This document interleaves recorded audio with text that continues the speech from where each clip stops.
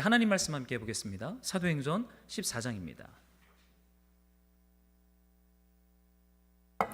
우리 신약성경 사도행전 14장 우리 19절로 끝절까지를 우리 한번 보도록 하죠. 네, 우리 찾으셨으면 우리 주님의 말씀을 교독으로 우리 함께 읽도록 하겠습니다.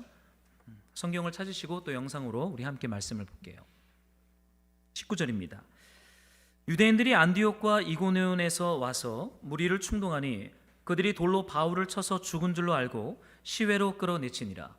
제자들이 둘러섰을 때 바울이 일어나 그 성에 들어갔다가 이튿날 바나바와 함께 더베로 가서 복음을 그 성에서 전하여 많은 사람을 제자로 삼고 루스드라와 이고니온과 안디옥으로 돌아가서 제자들의 마음을 굳게 하여 이 믿음에 머물러 있으라 권하고 또 우리가 하나님의 나라에 들어가려면 많은 환난을 겪어야 할 것이라 하고 각 교회에서 장로들을 택하여 금식 기도하며 그들이 믿는 주께 그들을 위탁하고 비시디아 가운데 지나서 밤빌리아에 이르러 말씀을 버가에서 전하고 아달리아로 내려가서 거기서 배 타고 안디옥에 이르니 이곳은 두 사도가 이룬 그 일을 위하여 전에 하나님의 은혜에 부탁하던 곳이라.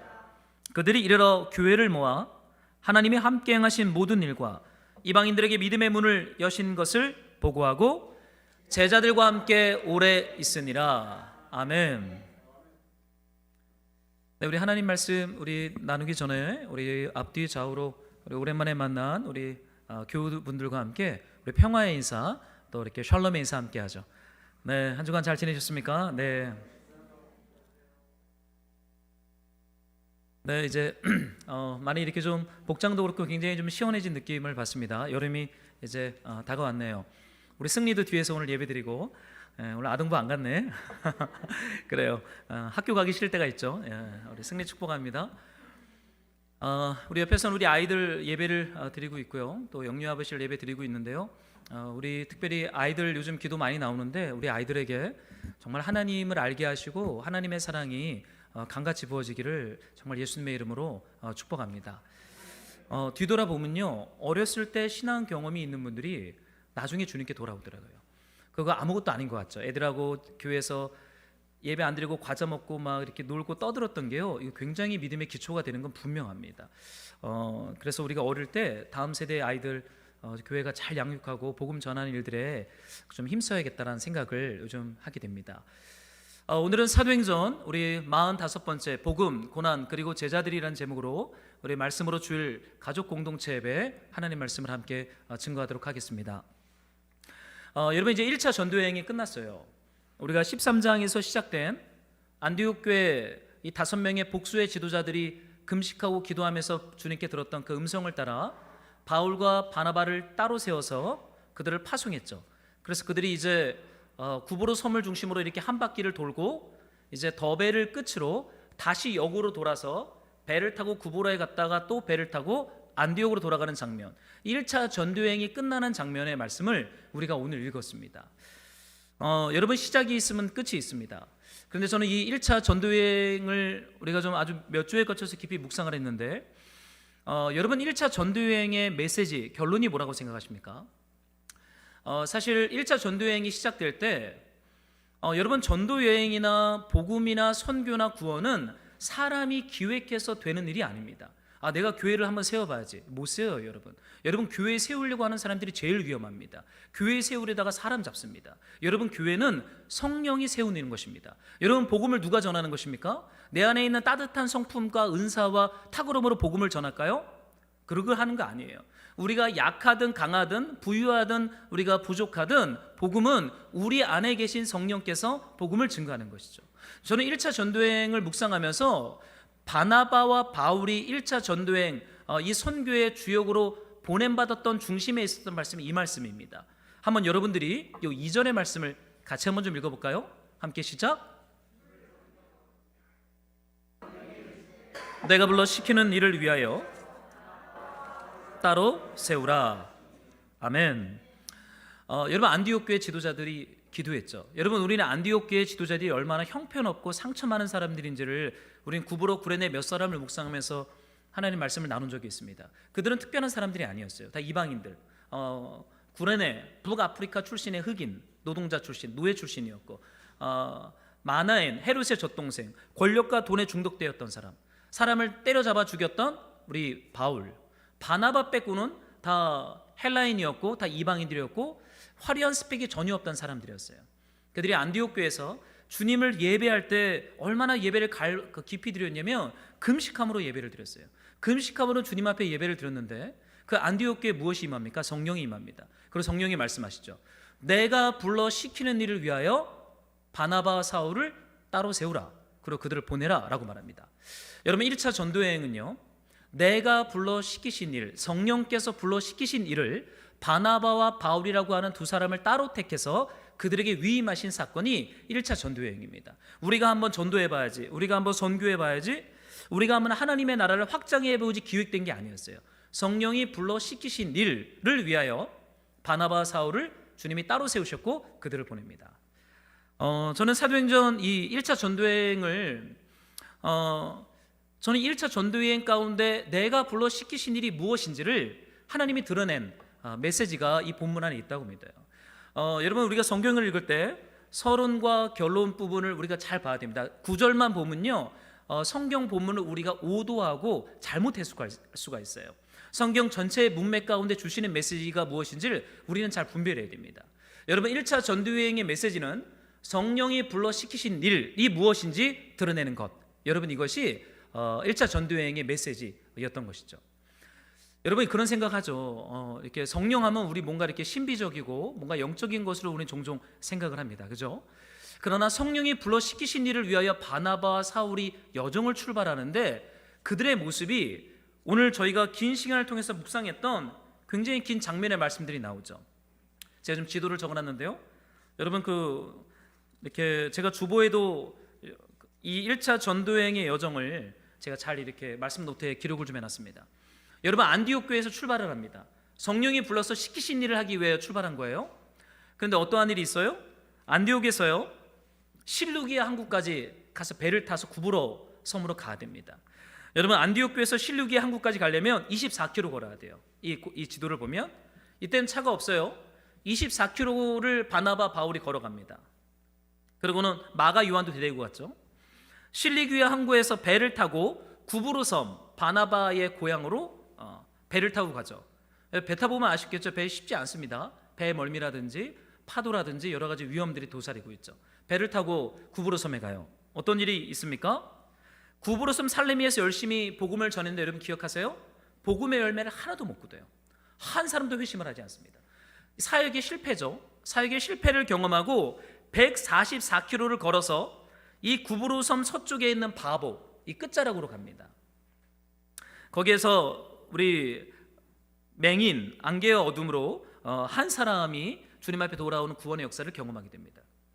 여러분 그뿐만이 아닙니다. 이제 구브로 바보에서 또 배를 타고 아탈리아, 이 남갈라디아 쪽으로 이제 바나바와 바울과 마가가 이제 이동을 합니다. 거기에서 19km를 걸어서 버가라고 하는 지역에 갔다가 비시디아 안독으로 넘어갈 때 어떠한 일이 있었죠? 마가 요한이 집으로 돌아가 버리잖아요. 아우 이거 같이 전도행 못하겠다. 이거 너무 힘들다. 그리고 무언가 사역의 주도권이 바나바에서 바울로 넘어가는 거 앞에서 마음이 상하니까 우리 외삼촌의 주도권이 저 별로 이렇게 유명하지 않은 사람한테 넘어간 걸 보고 마음이 상해서 마가 요한이 집으로 돌아갑니다. 160km 이 타우르스 산맥을 건너서 비시디아 안디옥에 도착해요. 여러분 여기서 어떠한 일이 있었습니까?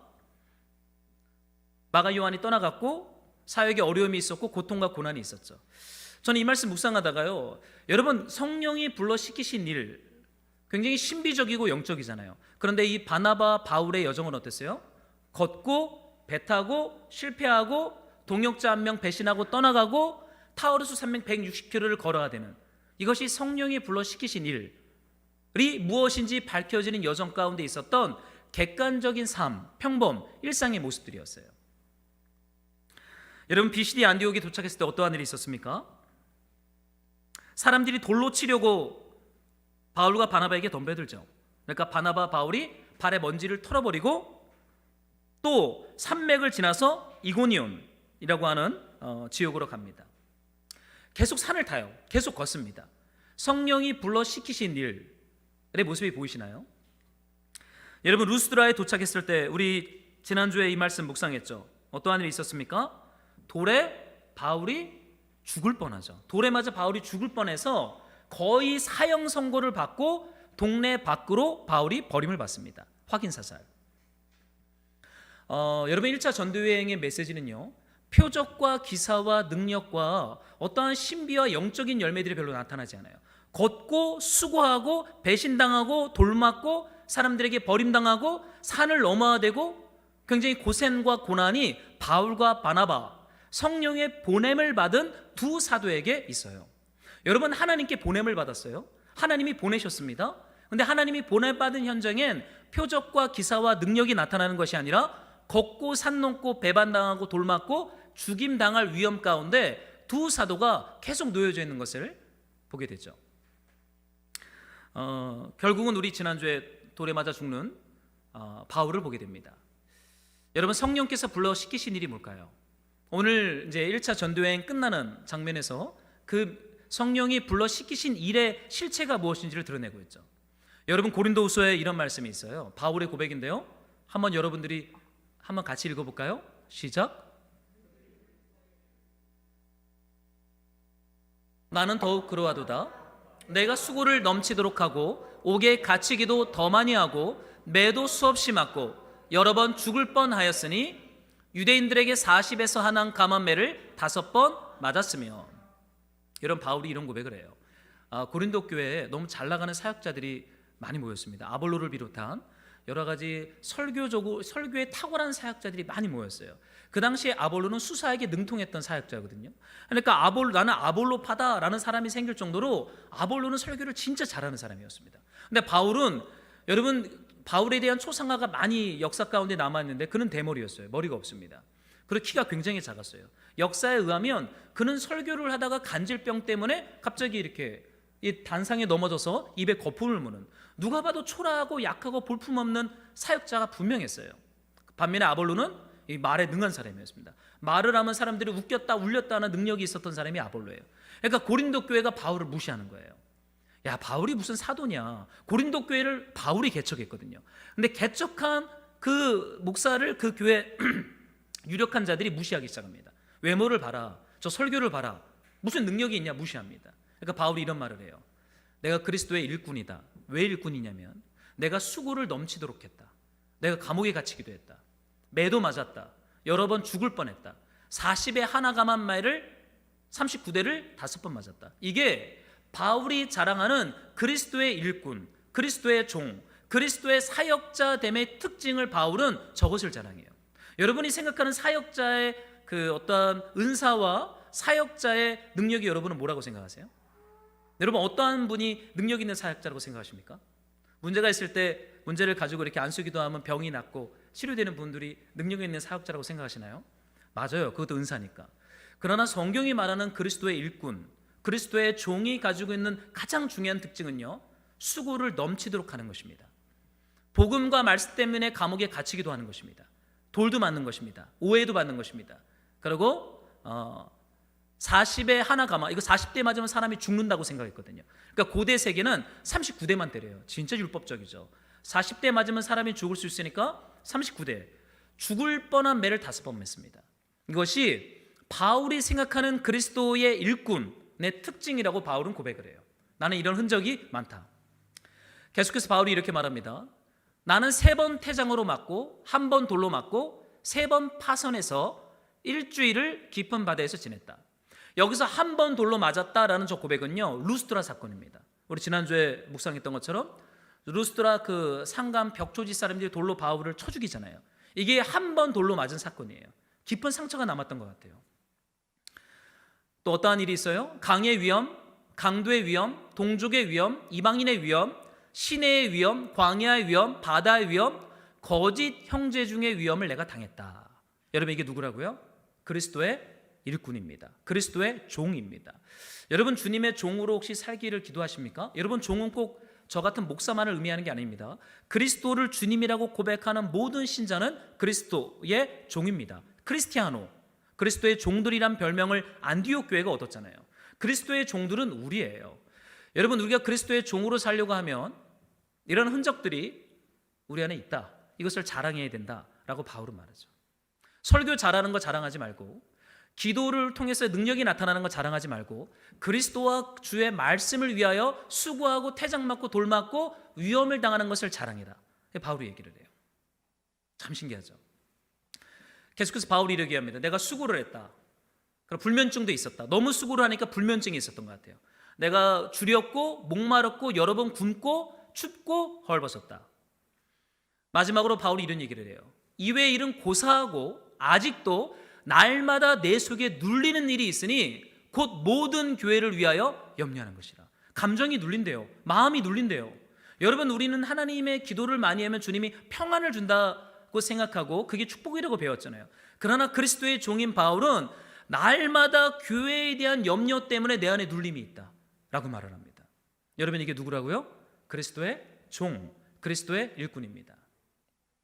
저는 바울의 고백을 읽으면서요, 바울이 왜 이런 걸 자랑할까? 1차 전도여행 때문이에요. 1차 전도여행을 통해서 바울이 배운 바가 있어요. 깨달은 바가 있어요. 성령이 불러 시키신 일, 그것은 수많은 교회를 개척하고 수많은 회심자를 얻어서 수많은 사람을 주님께 드리는 것 이전에 바울에게 행하시는 하나님의 어떠한 메시지가 있었어요. 그것은 바로 오늘 고린도후서 자랑한 이것들입니다. 그러면서 바울이 이런 고백을 하죠. 한번 여러분들이 갈라디아서 말씀을 같이 한번 읽어보겠습니다. 시작. 예수의 흔적을 지니고 있노라. 아멘. 바울이 이 모든 걸 다 얘기하면서 이렇게 얘기합니다. 더 이상 나를 괴롭게 하지 마라. 더 이상 내가 사도냐 아니냐 가지고 논쟁하지 마라. 저 사람이 그리스도의 종이냐 아니냐를 가지고 더 이상 나를 평가하거나 판단하지 말라라고 바울이 말합니다. 왜냐하면 내 몸에 예수의 흔적을 내가 가지고 있다라고 말을 하죠. 사랑하는 말씀으로 동역자 여러분, 성령께서 불러 시키신 일은요, 기도를 많이 하거나 금식하거나 복음을 많이 전하거나 교회를 많이 개척하는 것이 첫 번째가 아니었어요. 그것은 걷는 것이었고 수고하는 것이었고 산을 넘는 것이었고 돌에 맞아도 계속 고우하는 것이었고 사람이 떠나가도 멈추지 않고 이 여정을 계속 가는 것이 하나님 성령께서 바울과 바나바에게 참으로 깨닫게 하고 보여주고 싶었던 1차 전도 여행의 메시지였던 것입니다. 어떠세요? 여러분, 하나님이 때로는 여러분의 생각과 계획대로 일하지 않을 때가 있을 거예요. 그럼 어떻게 하실 거예요? 마음 서운하잖아요. 마음이 상하잖아요. 그럼 어떻게 해야 돼요? 마음이 상하면 우리 안에 상처가 생깁니다. 근데 여러분, 중요한 것은요, 그리스도 예수 안에 있는 그 상처와 상흔은 우리 안에 예수의 흔적으로 그것이 열매 맺게 되는 신비가 있어요. 여러분, 세월이 갈수록 우리 안에 예수님의 흔적이 짙어지는 것, 여러분, 이것이 1차 전도 여행을 통해서 우리 안에 맺고 싶어하는 성령의 열매임을 사도행전은 드러내고 있습니다. 여러분, 바울이 루스드라에서 돌을 맞죠? 그런데 우리 한번 성경 말씀을 한번 좀 찾아봅시다. 여러분들이 20절을 한번 좀 읽어주시면 좋겠어요. 제가 20절을 안 적어놨는데 우리 한번 같이 20절을 같이 읽어보겠습니다. 함께 시작. 바울이 일어나 그 성에 들어갔다가 이튿날 바나바와 함께 더베로 갔다. 여러분, 바울이 돌에 맞아 죽습니다. 그리고 루스드라 동네 바깥으로 버림을 당해요. 그런데 여기 본문의 말씀을 보면 제자들이 바울을 둘러서 있어요. 어느 시점 되니까 바울이 일어납니다. 그러면 바울이 어디로 갑니까? 다시 루스드라 자신에게 돌 던진 사람들의 동네 속으로 바울이 들어가요. 참 신기하죠. 여러분 같으면 어떡하겠어요? 여러분들한테 돌 던지고 여러분들에게 오해를 사실인 것 마냥 공격하고 여러분들의 연약함을 공격했던 사람들한테 다시 가겠습니까? 절대 안 가죠. 여러분, 우리는요, 이렇게 나한테 돌을 던지잖아요. 적극적인 것은 같이 돌을 던지던가 아니면 돌 던진 사람들을 피해서 다른 곳으로 가는 것. 여러분, 이것이 우리의 인간의 본능입니다. 근데 바울은 어떻게 해요? 일어나 다시 루스드라로 갔다. 왜요? 해야 할 일이 남아있기 때문에. 여러분, 이것이 바울이었어요. 사랑하는 말씀으로 동역자 여러분, 복음은요, 우리의 본능을 거스르게 합니다. 우리는 편하고 안전한 육로로 가기를 원하는데 성령은요, 안전한 육로가 아니라 다른 곳으로 가도록 우리를 이끌어가요. 자, 여기 보면요, 이런 표현이 나오죠. 21절에 더베로 간 다음에 바울이 복음을 그 성에서 전하여 많은 사람을 제자로 삼고 루스드라와 이고니온과 안디옥으로 돌아갔다. 여러분, 1차 전도 여행의 마지막 도시가 어디냐면 더베입니다. 더베. 우리 여기 지도를 한번 보고 싶은데요, 이 지도를 여기 보시면 그림이 너무 작네요. 마지막 이 전도 여행의 도착지가 더베인데, 더베를 끝으로 이제는 안디옥으로 돌아가야 됩니다. 근데 여러분 잘 보면요, 수리아 안디옥이 저 녹색에 있는데, 수리아 안디옥으로 가려면 어떻게 가면 빨리 갈 수 있습니까? 육로로 가면 돼요. 길리기아 다소를 지나서 육로로 조금만 걸어가면 안디옥 교회가 나옵니다. 그런데 지금 바울이 어떻게 해요? 빠르고 익숙하고 안전한 길이 아니라 여기 본문의 말씀을 봤더니 루스드라와 이고니온과 안디옥으로 돌아갔다. 자기가 돌아왔던 길을 다시 가는 거예요. 루스드라에서 돌 맞았어요. 다시 루스드라로 갔다가 자신에게 돌 던져 죽이려고 했던 이고니온으로 갔다가 비시디아 안디옥으로 갔다가 배를 타고 구브로로 갔다가 안디옥으로 갑니다. 여러분, 이 길 얼마나 불편하고 얼마나 비효율적인 길입니까? 여러분 생각해 보세요. 바울이 왜 이 길을 갑니까? 여러분, 인간적으로 계산을 하면요, 답은 딱 나와요. 육로로 해서 수리아 안디옥 가면요, 며칠 만에 갑니다. 근데 자기가 왔던 그 길을 다시 돌아가는 거예요. 여러분, 이것이 성령이 불러 시키신 일입니다. 사랑하는 말씀으로 동역자 여러분, 무엇이 기적이고 무엇이 권능입니까? 성령께서 불러 시키신 일 앞에 우리가 불편하고 때로는 따라가기 힘들어도 다시 방향을 돌려서 돌 던진 사람들한테 가는 거예요. 돌 던지려고 했던 안디옥 이고니온까지 가는 거예요. 자신들에게 모함하고 오해했던 비시디아 안디옥까지 가는 거예요. 타우루스 산맥을 또 건너야 됩니다. 산적을 만날 수 있어요. 또 배를 타고 벨면이 느끼잖아요. 구브로까지 갑니다. 구브로 144km를 또 걸어서 또 배 타고 아탈리아로 가서 수리아 안디옥으로 도착합니다. 너무나 피곤하고 비효율적이죠. 그런데 왜 바울과 바나바는 이렇게 비효율적으로 살아가는 것입니까? 성령께서 불러 시키신 일이 있기 때문에. 여러분, 기독교를 어떻게 생각하십니까? 우리는 기독교에 대한 아주 익숙함이 우리 안에 있잖아요. 모태신앙도 있고 20년, 30년 신앙생활한 분들도 있고, 저는 이제 제가 중1 때 교회 처음 다녔으니까 중3 때 제가 예수님 믿었으니 한 20년 됐습니다. 20년 신앙생활을 했어요. 근데 여러분, 기독교가 낯선 이 예배당 바깥에 있는 분들은 기독교를 어떻게 여러분 해석하는지 아십니까? 좀 지나친 사람들이라고 생각을 합니다. 아유, 뭐 저렇게까지 믿어야 돼? 그죠? 가족들한테 그런 말 들어본 적 있어요? 아니, 그냥 믿는 건 좋다고 생각해요. 왜냐하면 인생이 어렵기 때문에 종교 하나 가지고 있는 건 이 바깥 사람들도 이해를 합니다. 그래, 인생이 너무나 고달프니까 불교든 가톨릭이든 기독교든 종교 하나는 가지고 살아라, 이렇게 격려들 해요. 그러나 지나치지 마. 지나치게 하면 그거는 독이 되고 해가 돼, 이렇게 세상 사람들은 얘기를 해요. 저도 그냥 교회 다닐 때는 아무 말 안 하다가 조금 지나치게 제가 예수를 믿기 시작하니까 저희 가족들이 저를 불편해하더라고요. 근데 여러분, 기독교는 종교가 아니죠. 여러분, 기독교는 사실 우리의 삶의 방식이고 우리의 존재의 뿌리입니다. 그렇지 않습니까? 하나님이 나를 위해 죽으셨고 나를 구원했기 때문에 종교로서 문화적으로 이거를 향유하거나 누릴 수 없는 거예요. 우리는 불편한 길을 갑니다. 우리는 때로는 사람들이 이해하지 못하고 비효율적인 길들을 가요. 여러분, 헌금을 왜 합니까? 내가 열심히 벌어 수고했는데요. 여러분, 세상 사람들이 이거 이해 못해요. 내가 수고하고 내가 노력했는데 이걸 왜 헌금을 해요? 누가 봐도 이건 비효율적인 일입니다. 바울과 바나바가 다시 비효율적인 거꾸로 해서 안디옥으로 돌아가죠. 그러면서 22절에 이런 말을 해요. 거꾸로 돌아가면서 바울이 각 성에 예수를 간 믿은 초신자, 회심자들에게 이런 설교를 바울이 합니다. 우리 한번 같이 읽어볼까요? 함께 시작. 또 우리가 하나님의 나라에 들어가려면 많은 환난을 겪어야 할 것이라 하고. 아멘. 여러분, 1차 전도여행의 메시지가 나왔어요. 성령께서 불러 시키신 일, 그 메시지가 22절에서 드러납니다. 우리가 하나님의 나라에 들어가려면 많은 환난을 겪어야 한다. 이 믿음에 머물러 있으라. 바울이 루스드라, 이고니온, 안디옥, 자기가 복음을 전했고 돌 던졌던 도시들을 돌아가면서 갓 예수를 믿은 몇 명 되지 않는 그 도시의 사람들에게 이 믿음에 머물러 있으라 라고 이야기합니다. 이 믿음에 머물러 있으라. 여러분, 어떠한 믿음입니까?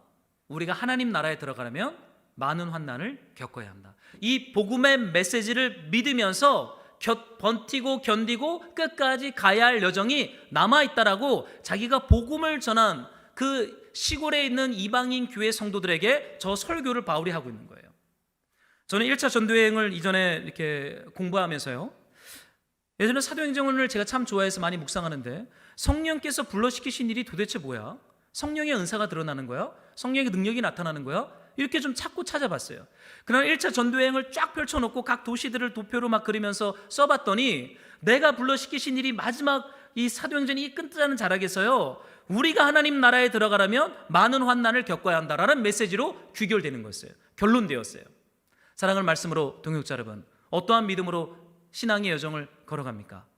여러분이 믿는 믿음의 실체는 무엇입니까?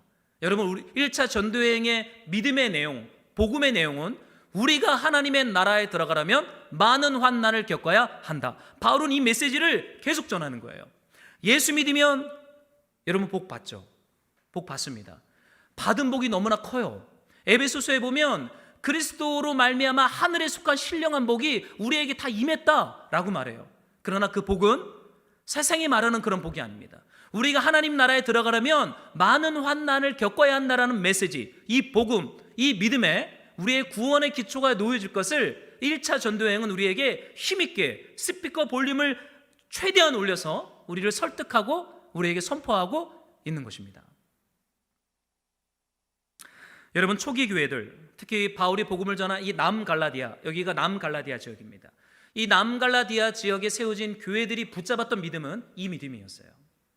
여러분, 어떠한 믿음을 붙잡고 살아가십니까? 예수님을 믿으면 우리 안에 어떠한 복이 임한다라고 하는 가지고 있는 그 믿음의 그림이 무엇입니까? 저는요, 사도행전 1차 전도여행을 묵상하면서 제가 붙잡는 믿음은 이제 바뀌었습니다. 하나님 나라에 들어가려면 많은 환난을 겪어야 할 것이라. 걷고 수고하고 돌도 맞고 오해도 받고 병도 걸리고, 그럼에도 불구하고 일어나 또 걷는, 여러분, 이것이 성령 충만이에요. 이게 성령의 권능이에요. 이게 성령의 은사예요. 이것이 성령의 다이너마이트 능력인 줄로 믿습니다. 우리가 기도하면 기도응답이 막 되는 것이 하나님의 성령의 능력입니까? 속지 마세요. 여러분, 그런 거에 속지 마세요. 그거에 속으면요, 우리가 중독됩니다. 하나님 안 보여요. 예수님 안 보여요. 우리의 문제만 보입니다. 저 문제만 해결되면 다 될 텐데, 여러분, 그 문제 해결돼 보세요. 예수님 믿을 것 같습니까? 또 다른 문제가 찾아옵니다. 그럼 그 문제 또 해결하려고 기도해요. 믿음의 주여 온전케 하신 예수를 바라보세요. 여러분, 믿음은요, 본받는 것입니다. 여러분, 로마서에 이런 말씀이 있어요. 우리 한번 같이 이 말씀 한번 읽어보도록 하겠습니다. 함께 시작. 우리가 그와 함께 영광을 받기 위하여 고난도 함께 받아야 할 것이니라. 아멘. 여러분은 그리스도 예수 안에서 하나님의 자녀가 되는 권세를 받았죠. 여러분, 자녀됨의 권세, 권능이 뭐라고 생각하세요? 그 부모님의 유산을 다 받는 것이 그 자녀의 권세입니다. 누가복음에 보면 첫째 아들은요, 모세 율법에 의하면 부모님의 유산의 3분의 1을 받습니다. 왜냐하면 부모님을 모셔야 할 책임이 있기 때문에. 이거는 고대 근동에 있는 문화예요. 둘째 아들은 부모님을 모셔야 할 책임이 없기 때문에 그 당시에는 3분의 1을 줬어요. 누가복음 15장에 보면 둘째 아들이 굉장히 예의 없이 아버지한테 가서, 아버지, 제가 받아야 할 유산을 주십시오 그러잖아요. 유산은 아버지가 죽어야 주는 거거든요. 근데 아버지 멀쩡히 살아있는데 유산을 달라 해요? 3분의 1을 아버지가 주죠. 여러분, 자녀는 아버지의 모든 유산을 상속받습니다. 그러나 하나님 나라의 백성들, 하나님을 아버지라 고백하는 그리스도의 백성들도 하나님 아버지의 모든 것이 무엇이에요? 영생입니다. 천국입니다. 영원한 생명이에요. 속죄입니다. 이걸 다 기업으로 받아요. 그러나 또한 무엇도 받습니까? 로마서는 이렇게 말해요. 우리가 그와 함께 영광을 받기 위하여 고난도 함께 받아야 할 것이라. 여러분, 우리가 받고 싶은 기업과 복들이 있죠. 여러분, 그거 받기를 우리는 너무나 소망하잖아요. 고난도 받아야 할 것입니다. 여러분, 고난은 받기 싫고 우리가 만약에 복만 받고 싶어 한다, 그 성경이 말하는 믿음이 아니에요. 성경에 그런 말이 없어요. 그건 죄송합니다. 그건 샤머니즘입니다. 그건 샤머니즘이 가르치는 복음이지, 기독교 성경이 가르치는 복음은 하나님의 나라를 기업으로 받기를 소망하는 자들은 그와 함께 고난도 받아야 한다라고 정확하게 말하고 있어요. 바울은 이것을 알았어요. 여러분, 너무 긴장하지 마십시오. 왜 환난이냐? 왜 고뇌하냐는 거예요. 여러분 지금 살아가는 것도 버겁잖아요. 행복하십니까?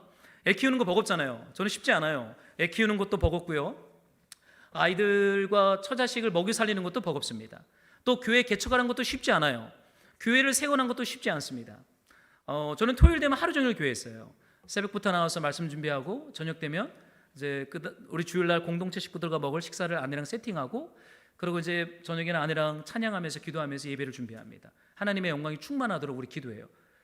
그럼 애들 집에서 혼자 있어요. 저녁에는 애들 뭐 하겠습니까? 디즈니 플러스 틀어놓고 아이들 만화 보고 있죠. 속상할 때 있어요.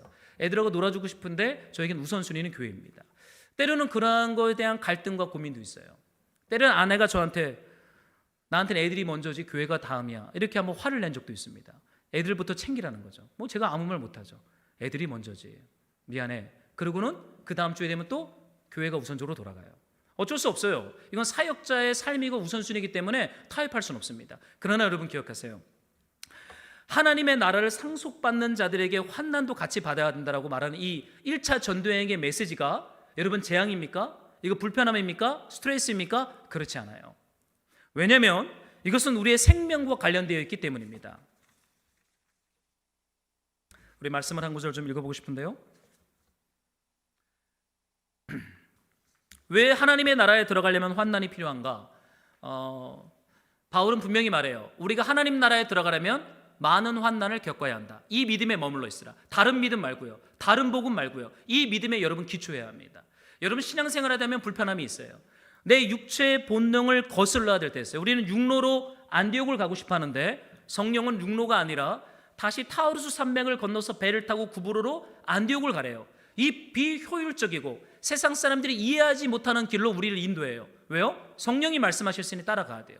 근데 그 이유를 우리 성경은 이렇게 말하고 있죠. 한번 로마서 말씀을 여러분들이 2절을 한번 읽어주시면 좋겠어요. 함께 시작.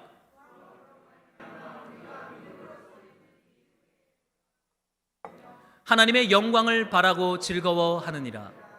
다만 이뿐 아니라 우리가 환난 중에도 즐거워하나니 이는 환난은 인내를, 인내는 연단을, 연단은 소망을 이루는 줄 알미로다. 아멘. 여러분 로마서 이 5장의 말씀은 굉장히 우리에게 생명이 되는 말씀입니다. 여러분 왜 환난을 통해서 우리가 하나님 나라에 들어갑니까?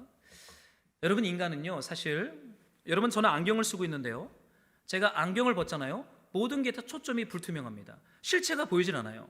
제가 여름 되면 우리 아이들하고 꼭 자주 가는 데가 워터파크입니다. 무슨 일이 있어도 여러분 제가 자주 가는데요, 워터파크에 가면 파도 풀이 강력한 데가 있어요. 캐리비안 베이에 가면요. 파도가 얼마나 세서 파도를 온몸으로 맞으면 제가 2박 3일로 갔다가 온몸으로 파도를 맞고 안경이 이렇게 날아가서 안경을 분실한 적이 있습니다.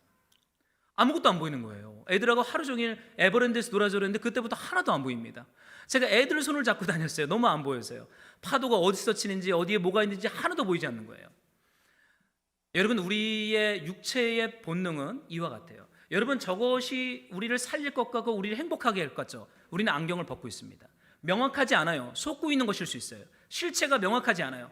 근데 환난을 그리스도 예수 안에서 우리가 환난을 당하잖아요. 여러분 우리의 시야에 초점이 생겨요. 명확하게 보이기 시작하는 거예요. 본질이 무엇인지, 비본질이 무엇인지. 환난을 당하기 전에는 굳이 예수 믿어야 할 이유가 없어요. 비본질을 본질처럼 이거 없으면 죽을 것 마냥 아둥바둥 살아갑니다. 그러나 환난이 우리의 영혼을 강타하고 삶을 강타하면 우리의 초점은 선명해지기 시작합니다. 여러분 환난이 왜 필요합니까? 여러분 우리는 종종 우리가 믿고 싶은 것을 믿는 그러한 관성의 법칙이 있어요. 나에게 이익이 되고 나에게 어떤 이 지독한 자기 중심성 때문에 우리는 믿음도 내가 믿고 싶은 것을 믿습니다. 그러나 환난을 당하잖아요. 우리가 믿고 있는 바가 무엇인지 그 믿음의 실체가 드러나요. 우리는 때로는 환난을 우리를 불편하게 합니다. 근데 그 불편함이 때로는요, 내가 굳게 붙잡고 내가 이거 없으면 안 된다라고 섬겼던 마음의 주인을 빛 가운데 드러낼 때가 있습니다. 여러분 그래서 우리에게는 환난이 필요해요. 그 환난을 통해서 우리가 믿는 것이 무엇인지 빛 가운데 드러내기 때문이에요. 그래서 성경이 말하는 온전한 믿음으로 성령께서 우리를 이끌어갑니다. 여러분 또한 이 로마서는 이렇게 말하고 있어요. 환난 중에도 우리가 즐거워한다. 여러분 믿음으로 서 있는 은혜에 들어갔다는 것은요, 예수 그리스도를 믿음으로 말미암아 구원받았다는 뜻입니다. 그런데 그 구원이 아직 완성되지 않았어요. 그래서 하나님의 영광을 바라봅니다. 우리 주님이 이 땅에 다시 오실 때 이 구원이 완성되지 않습니까? 그 하나님의 구원을 갈망하는 그 여정, 이 종말의 때 무엇이 우리의 삶에 다가오냐면 환난이라는 거예요. 그런데 그 환난을 즐거워한대요. 사랑하는 성도 여러분, 환난을 즐거워하는 분들 혹시 계십니까? 없죠. 누가 고난을 즐거워하고 환난을 즐거워하겠어요? 도망치고 싶고 피해가고 싶죠. 그런데 이 로마서에서 바울의 복음은 우리가 환난 중에도 즐거워한다 라고 말을 해요. 왜 즐거워합니까? 환난은 우리 안에 어떠한 것을 빚어내기 시작합니다. 여기 보니까 인내를 만들어내고, 인내는 연단은 소망을 이룬다. 여러분, 환난을 통과하면요, 그 환난은 우리로 하여금 우리를 완전한 자, 구원에 합당한 자로 빚어가시는 하나님의 창조적 도구가 되게 합니다. 여러분, 환난이 우리를 치면요, 그 삶에 하나님의 자리가 만들어져요. 그전에는 온통 나로 가득 차 있습니다. 근데 환난을 통과하면 하나님의 자리가 만들어지고 하나님이 우리를 연단해 가세요. 어떻게 해요? 우리를 태초에 예배하신 구원에 합당한 자로 우리를 성숙시키시고 성화시키시고 영화롭게 하십니다. 여러분, 이것이 환난 가운데 담겨져 있는 하나님의 지혜인 것이죠. 여러분, 에베소서에 이런 말씀이 하나 더 있는데요, 한 번만 더 같이 읽어보겠습니다. 제가 3절을 좀 읽죠. 찬송하리로다 하나님 곧 우리 주 예수 그리스도의 아버지께서 그리스도 안에서 하늘에 속한 모든 신령한 복을 우리에게 주시되. 여러분이 4절을 좀 읽어주세요. 곧 창세전에 그리스도 안에서 우리를 택하사 우리로 사랑 안에서 그 앞에 거룩하고 흠이 없게 하시려고. 여러분, 하나님께서 우리에게 주신 신령한 복이 나와 있어요. 그리스도 안에서 하늘에 속한 신령한 복을 우리에게 주셨다. 여러분, 그 복이 무엇입니까? 우리에게 주신 신령한 복이 무엇이에요? 에베소서는 이렇게 말합니다. 창세전에 그리스도 안에서 우리를 택하사 우리로 사랑 안에서 그 앞에 거룩하고 흠이 없게 만드신다 라고 말씀하고 있죠. 사랑하는 말씀으로 동역자 여러분, 하나님은 우리에게 복을 주셨어요. 그 복이 무엇이냐면 창세전에 그리스도 안에서 우리를 택하셔서 하나님의 사랑 안에서 거룩하고 흠이 없는 존재로 우리를 빚어가십니다. 무엇을 통해서요? 환난을 통해서. 여러분, 너무 편안하고 익숙하고 나에게 맞는 것만을 따라가지 마세요. 때로는 그것이 우리를 편하게 하고 익숙하게 하고 좋은 것 같지만 실상은 그렇지 않습니다. 하나님이 우리를 거룩하게 하고 흠이 없게 하시는 하나님의 지혜는 성경이 말하기를 환난은 인내를, 인내는 연단은 마지막 날에 완성될 하나님의 영광, 그 소망을 우리 안에 이룬다라고 말하고 있어요. 여러분, 고난은 사람을 날카롭게 만듭니다. 여러분, 상처와 고난을 많이 통과한 분들을 혹시 만난 적이 있습니까? 가까이 가면 찔려요. 성품이나 눈빛이나 그 몸에서 뿜어내는 아우라가 가까이 오지 못하도록 어떠한 바리케이트를 탁 치고 있어요. 왜요? 환난을 많이 통과했기 때문이에요. 상처가 있으니까 나를 지키기 위한 강력한 바리케이트가 탁 쳐져 있습니다. 그런데 여러분, 중요한 게 있어요. 우리 그리스도 예수 안에서 당하는 환난은요, 우리 안에 있는 바리케이트 무장을 해체합니다. 우리 안에 있는 가시를 떨어뜨립니다. 가시와 가시자지에서 꽃이 피어서 상처를 많이 받았는데 이상하게 향기 나는 사람들이 있어요. 우리 예수 믿는 사람들 중에 고난을 많이 통과했고 환난을 통과했는데 그리스도의 향기가 바를 때가 있어요. 저는 제 평생 잊지 못하는 사건이 하나 있어요. 아마 저희 교회 있을 때 이 얘기를 계속 들을 것입니다. 제가 군생활하면서 만났던 청주의 공군사관학교에서 제가 하루에 4시간을 보초를 섰습니다. 3교대로. 제가 보초 섰던 데가 어디냐면 군부대 산에 있는 그 초소 앞에 그 아카시아 나무 숲 앞에서 제가 보초를 30개월을 쓴 거예요. 여러분 생각해 보세요. 3교대로 30개월 동안 매일 총 메고 산에 올라가서 그 초소 앞에서 4시간을 있어야 됩니다. 뭘 하겠어요? 아무도 안 올라와요. 그러니까 올라가면 제가 하는 건 하나였죠. 총 내려놓고 하이바 벗고 그 아카시아 나무 숲에서 그냥 가만히 앉아 있는 거예요. 하루 종일. 다음 상번자가 올 때까지 4시간을 거기서 가만히 있어요. 침묵하고요. 겨울이었는데요, 하도 심심해서 제가 그 숲에 들어갔더니 아카시아 나무들을 제가 보기 시작했습니다. 여러분, 아카시아 나무들은요 가시가 쌍으로 납니다. 하나로 나는 건 하나도 없어요. 항상 쌍으로 납니다.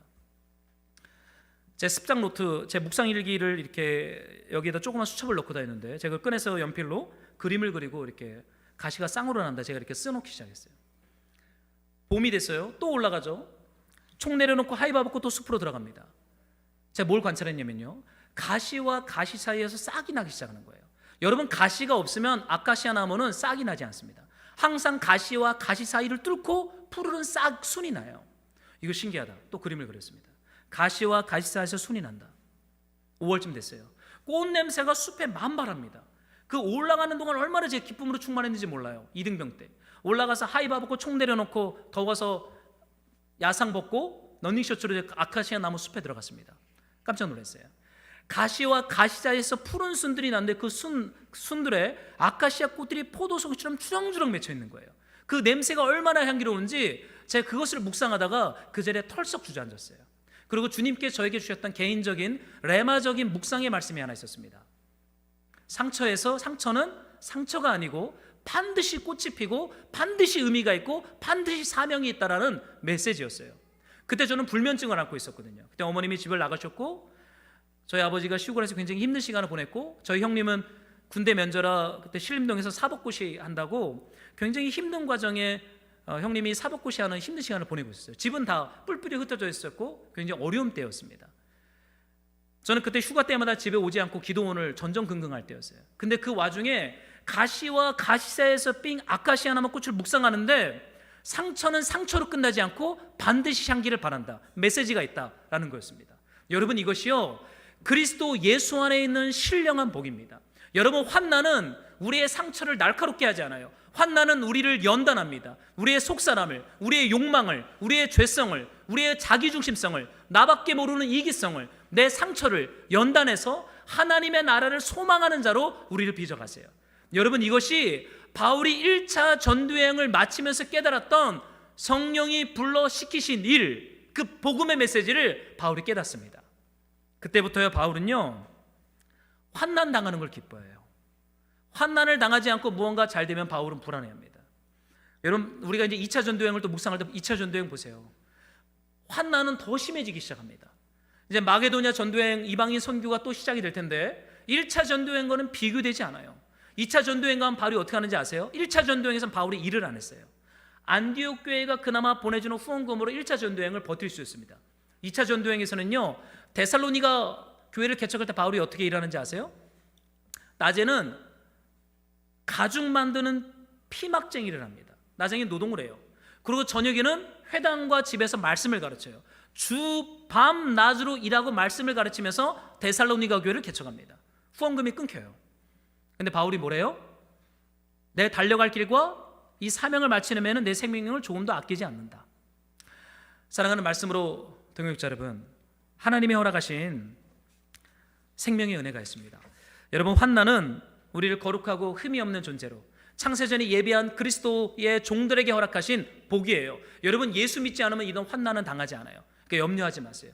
주님을 사랑하는 자, 그 뜻대로 부르심을 입은 자들에게 주어지는 환난입니다. 이것은 적극적인 환난이면서 동시에 은혜로운 환난이에요. 그러니 예수를 믿지 않는 자들에게 이 복음을 사실은 별로 적용되지 않아요. 우리 신자들에게 적용되는 복음의 메시지인 것이죠.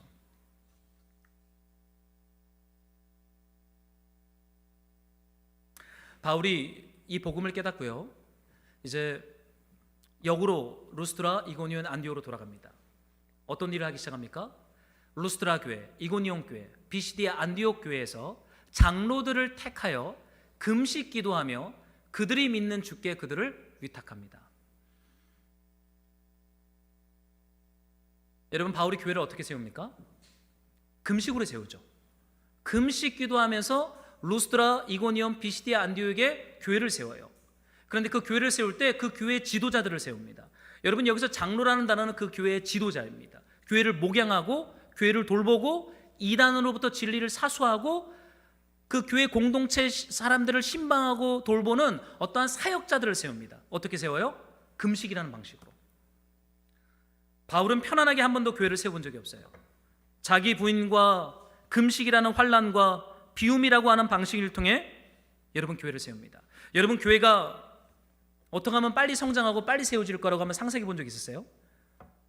저만 상상합니까? 여러분은 그런 꿈을 안 꾸시나요? 저는 그런 꿈을 종종 꿔요. 어떻게 교회가 급속도로 성장할 수 있을까? 더 배가하고 어떻게 빨리 교회가 선교하고 힘이 있어질 수 있을까 고민을 참 많이 합니다. 가끔 그런 생각한 적 있어요. 어떤 한 독지가가 거액의 헌금을 해서 땅을 기부한다면 거기에다 조립식으로 건물을 짓고 그럼 빨리 교회가 성장하지 않을까, 그런 인간적인 생각도 해본 적이 있습니다. 헛된 욕망이죠. 여러분, 교회는요 금식으로 세워집니다.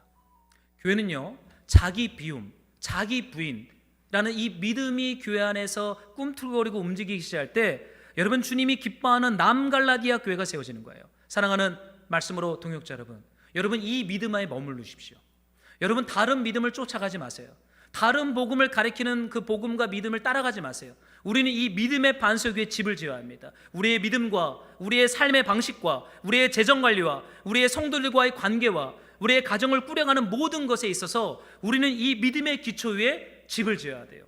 그러면 창수가 나고 폭풍이 불고 쓰나미가 쳐도 무너지지 않는 반석 위에 세운 집이 우리의 영혼과 우리의 가정과 우리 교회 가운데, 우리의 삶 가운데 세워질 줄로 믿습니다.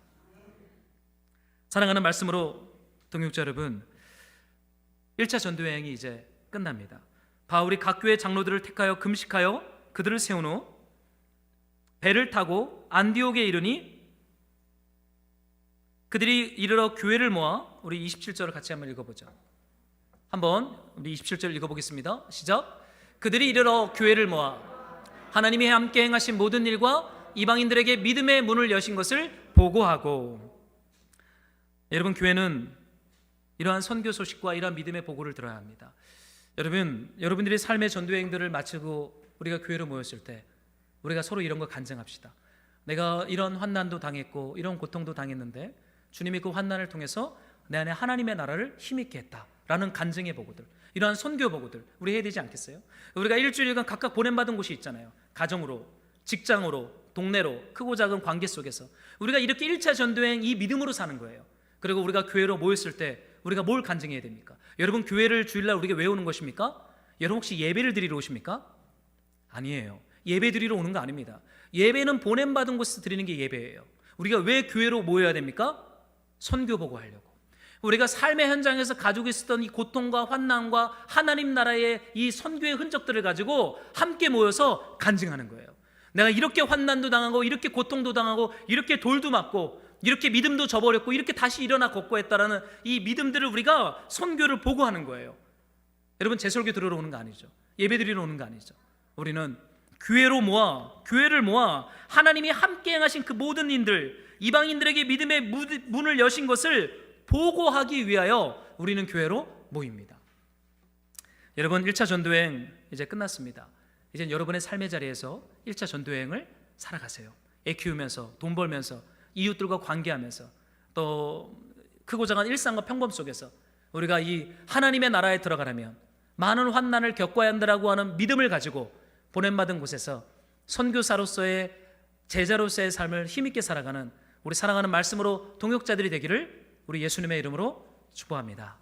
우리 이 메시지를 가지고 우리 한번 같이 주님 앞에 우리 찬양하면서 우리 기도하기를 원해요.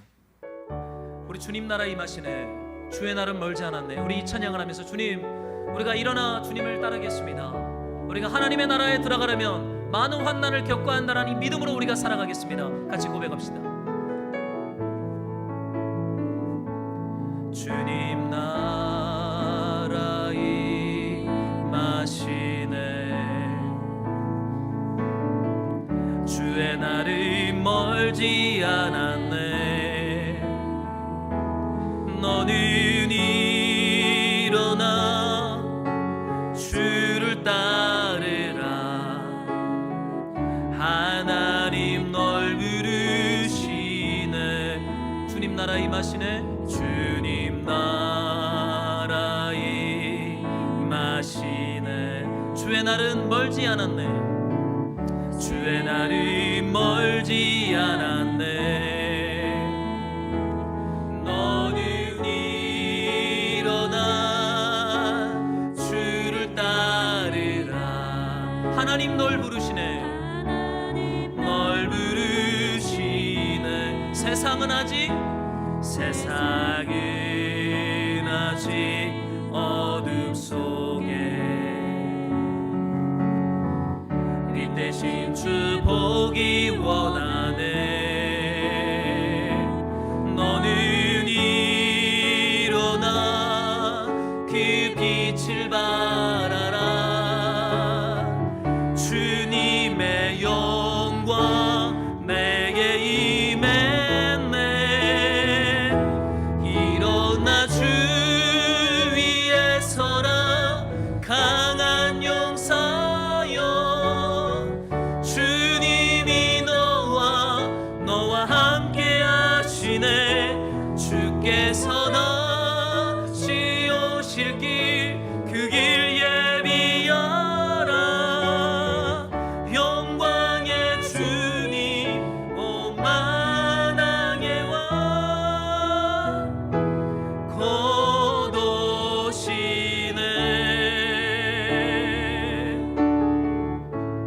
그래서 우리 같이 기도할 때 하나님의 나라에 들어가려면 우리가 많은 환난을 겪어야 할 것이라 라는 이 성령의 메시지, 이 1차 전도여행의 메시지를 붙잡고, 주님, 우리가 우리의 몸과 우리의 생각과 우리의 기준과 우리의 본능을 따라 쉽고 편한 길을 우리가 따라가는 것이 아니라 성령께서 부르신 말씀을 따라, 성령을 따라 우리가 걸어갈 수 있도록 주님, 우리를 충만하게 하여 주시옵소서. 우리 주신 말씀을 가지고 성령이 주시는 감동을 따라 적용하며 기도하며 나아가겠습니다.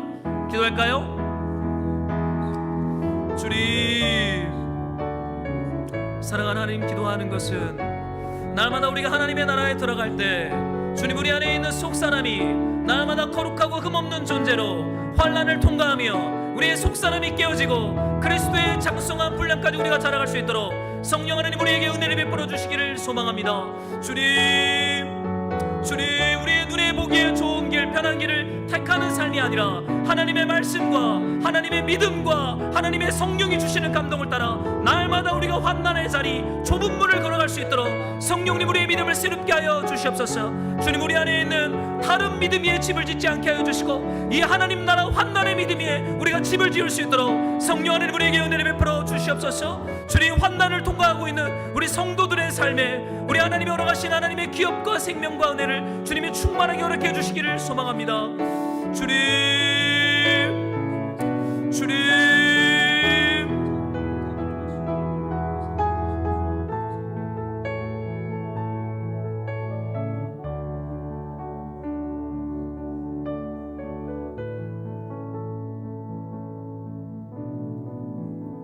사랑하는 하나님,